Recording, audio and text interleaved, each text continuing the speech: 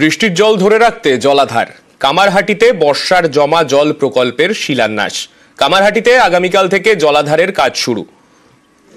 ৩৯ কোটি টাকায় বৃষ্টির জল ধরে রাখার জন্য জলাধার তৈরির প্রকল্প শুরু করা হলো কামারহাটিতে। আমাদের প্রতিনিধি সুবীর রয়েছেন আমাদের সঙ্গে। সুবীর, এর ফলে ঠিক কতটা সুবিধা এবং কতজন মানুষের এই প্রকল্পের সুবিধা পেতে চলেছেন?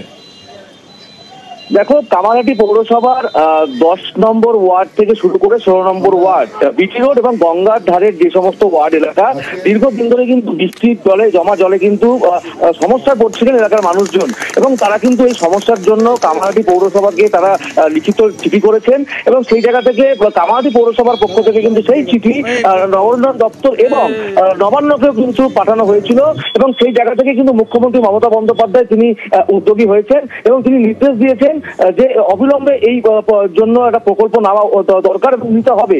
তো সেই মতো কিন্তু একটা বিষয় আমি একটু স্পষ্ট করে নিতে চাইবো তোমার থেকে, যে মূলত জলাধারের কথা বলা হচ্ছে, এই কামারহাটিতে জমা জলের যন্ত্রণা থেকে কিভাবে এটা সুবিধা করবে সেখানকার মানুষের? দেখো, কেএমডি এর পক্ষ থেকে 15 কাঠা জমি দেওয়া হয়েছে এবং সেই জমির উপর কিন্তু জলাধার যেমন করা হবে, পাশাপাশি একটি পাম্পিং স্টেশন করা হবে। সেই জায়গা থেকে যে জমা জল একটি জায়গা অর্থাৎ একটি পাইপলাইন করা হবে, যেটা বাগজোলা খালে পড়বে, এবং অন্য যে পাইপলাইনটা করা হবে সেই পাইপলাইনটা কিন্তু যাবে হচ্ছে গঙ্গাতে গিয়ে জলটা পড়বে, এবং এই জন্য 39 কোটি টাকা কিন্তু বরাদ্দ করা হয়েছে এই প্রকল্পের জন্য।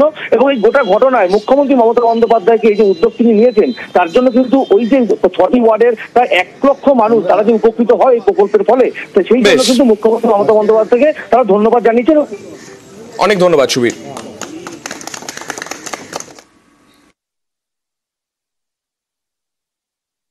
আমাদের যে জমিটা, সেই জমিটা হচ্ছে কেএমডির জমি, 15 কোটি টাকার মধ্যেই ওটা হচ্ছে।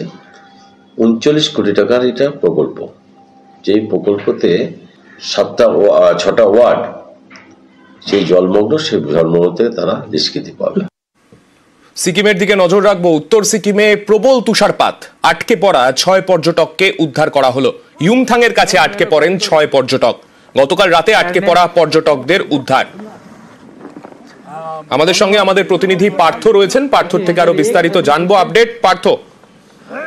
গত কয়েকদিন ধরেই কিন্তু প্রবল তুষারপাত হচ্ছে গোটা উত্তর সিকিম জুড়ে, এবং গতকাল বিকেলের পর থেকে প্রবল তুষারপাত হয় ইউমথাং সহ লাচুংয়ে, এবং সেই ইউমথাংয়ের কাছে ইয়াকসি বলে একটি জায়গা রয়েছে, সেখানে পর্যটকরা বেড়াতে গিয়েছিলেন। কিন্তু প্রবল তুষারপাতের জেরে 6 পর্যটক সেখানে আটকে পড়ে, এবং স্থানীয় বাসিন্দা তাদের সহযোগিতায় লোকাল অ্যাডমিনিস্ট্রেশন তাদেরকে সেখান থেকে উদ্ধার করে নিরাপদ জায়গায় নিয়ে আসছে, এবং পর্যটক যথেষ্ট সেফ এবং সিকিউর রয়েছে বলে সিকিম প্রশাসন জানিয়েছে। এবং আজ সকাল থেকেও কিন্তু উত্তর সিকিমের বিভিন্ন জায়গায় ইউমথাং ভ্যালি থেকে শুরু করে লাচুং সর্বত্র কিন্তু তুষারপাত হচ্ছে। তাপমাত্রা মাইনাসে দাঁড়িয়েছে, -6-7 ডিগ্রি তাপমাত্রা রয়েছে। যারা পর্যটকরা বেড়াতে দেখছেন তারা যেমন বরফ পড়া খবরে খুশি, তেমনি তাদের যাতে আরো সিকিউর থাকে এবং সেফটি থাকে সেদিকটা কিন্তু নজর দিচ্ছে সিকিম প্রশাসন। বেশ, ধন্যবাদ পার্থ।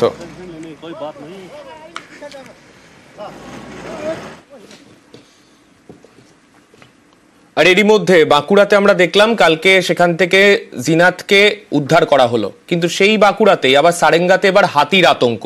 লোকালয়ে হাতির তাণ্ডব, ধানের গোলা তছনছ দাঁতালের। সুরুলিয়ার বাদামপাড়ায় দাঁতালের তাণ্ডব, একাধিক বাড়িতে হাতির হানা। বন দপ্তরের উদ্যোগে ফের জঙ্গলে পাঠানো হয় হাতিকে। বাঁকুড়ার সারেঙ্গায় হাতির আতঙ্ক, লোকালয়ে তাণ্ডব চালায় হাতি। ধানের গোলা তছনছ করে হাতির দল। সুরুলিয়ার বাদামপাড়ায় দাঁতালের তাণ্ডব। একটা এসছে, এসে এখানে রন্ধ ভেঙেছে, এখানে ঢুকেছে, হাতি ধান খেয়েছে। ধান খেয়ে আর বন দপ্তরের লোকগুলো এসেছিল খেতে, তারা খেতে নিয়ে ওই দিকে চলে গেছে। আমাদের খুব ভয়, কেউ বাইরে নেই ভর্তি।